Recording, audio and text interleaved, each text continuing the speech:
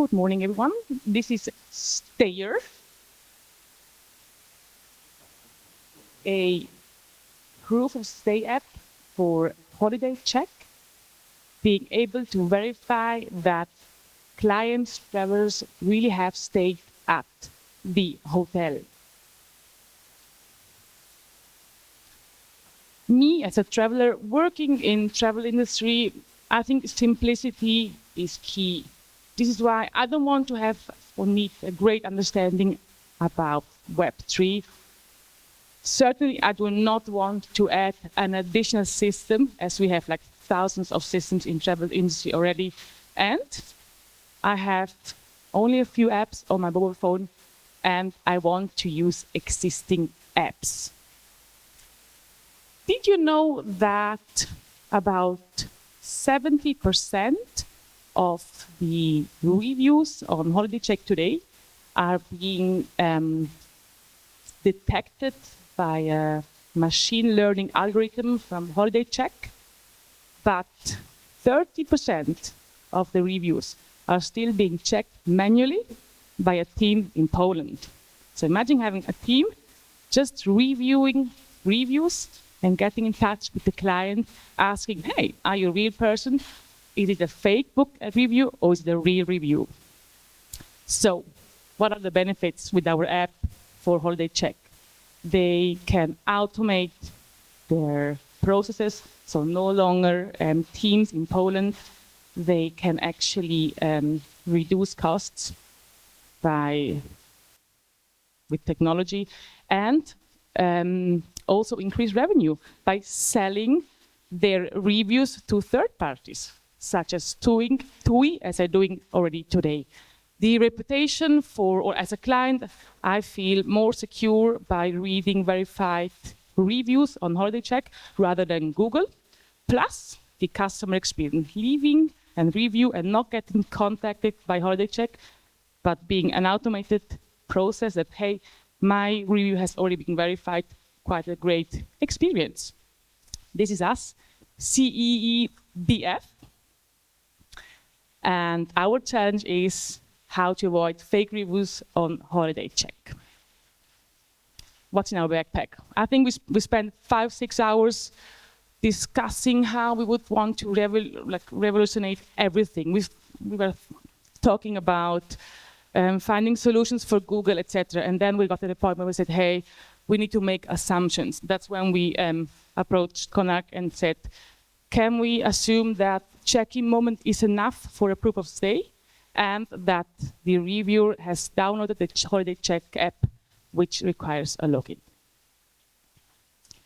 We went into the ideation phase, which was actually quite a fight. We had developers, myself fighting for customer rights, fighting for business, and it got actually quite loud.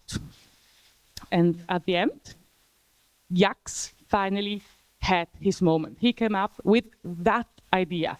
We thought it was brilliant. This is why we did a Konark check. So we basically validated our idea with Konark, and he said, yeah, I'm not gonna reveal how I feel about it, and he put on a poker face. Konark, honestly, you have to work on your poker face, because your face revealed everything. This is why we had to go back and review our whole ideas.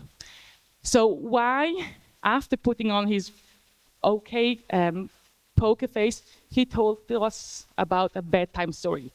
So most of our luggage is back there, but one luggage is missing.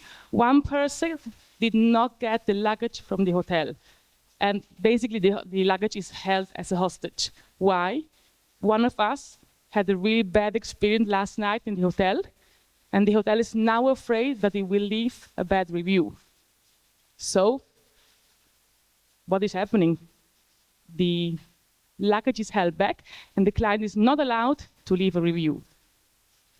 So how are we going to solve the problem? The problem is most of hotels are deciding, I will entitle you to leave a review, or you're not allowed to leave a review. And that's, even if we have an app, not going to solve the problem for fake or real reviews. This is why we're going to murder the villain. So basically, we're going to take out the hotel, or take out the take away the power from the hotel and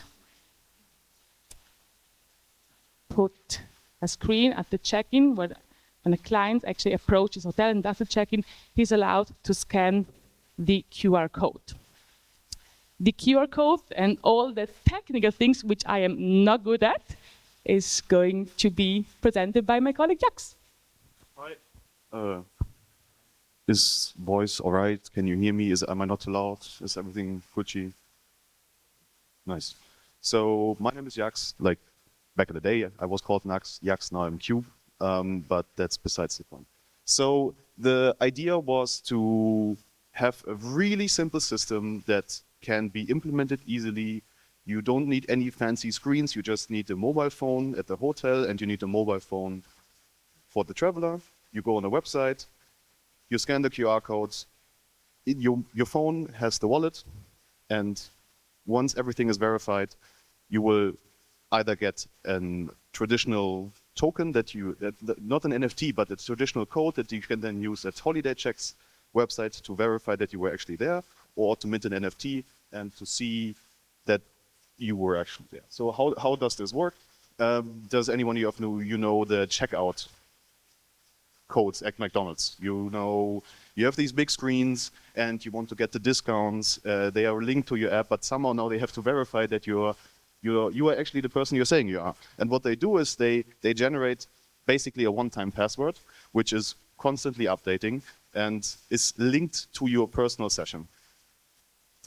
And then they use that to log you into the device. And we thought of something similar. So we wrote a backend that keeps state of what current session token is active. It gets sent to the hotel, and this is important. The traveler does not know about the secret. He can only know about the secret once he is at the hotel, assuming that the hotel doesn't send it out to a shit ton of people, and you know, a little bit of trust is still involved. This is a prototype. We tried to get the idea across. It's not 100% secure yet. Still needs some. Is it back? Is it coming back? All right. So the app, you have to put in your private key into the website. The website will scan the code, will send a request to your backend. The backend will check if you are KYC verified. This is effectively our filter. So otherwise you could have just, you know, be whatever. The backend goes to the blockchain on Camino. There is a KYC bit set for an address that is checked. Once that is okay and the code is still valid, the address that has signed the auth code is being minted an NFT. And that's the idea. You could also use then the auth code that we generated to hand in into Holiday Check, either to do it the traditional way with non-Web3, but we could also do it with Web3, that you know, you not only have Holiday Check as a review site, but other review sites that would then look at your inventory of NFTs to verify that you were at a certain point in time at this hotel. I think there's not too many things more. I think I talked about this, that we exchanged the token, but I wanted to show you how this works because we actually have a demo and you can try it on your phone as well, if you have your private key in your phone.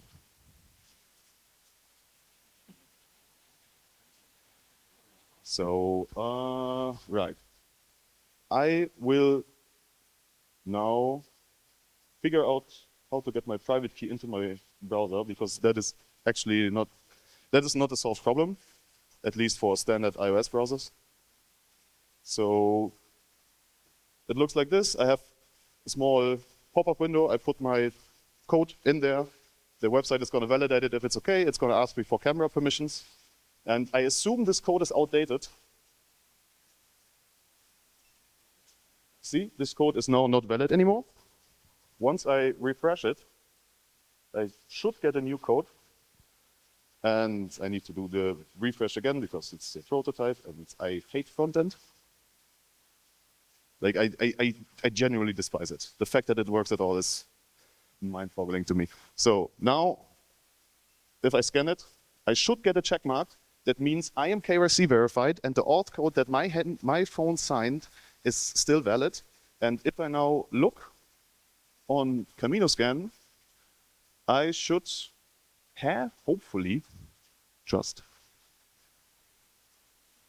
I should hopefully have a token minted 23 seconds ago. And this is now an on-chain proof with the trust into the holiday check and the contract, which I haven't shown, which is also very work in progress, that I was at this time, at this point, at this hotel. Oh, okay.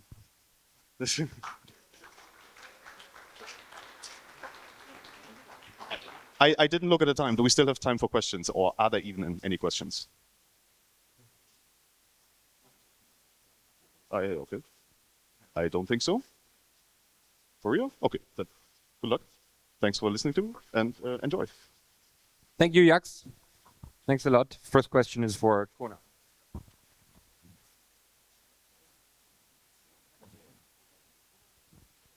So thank you for the presentation.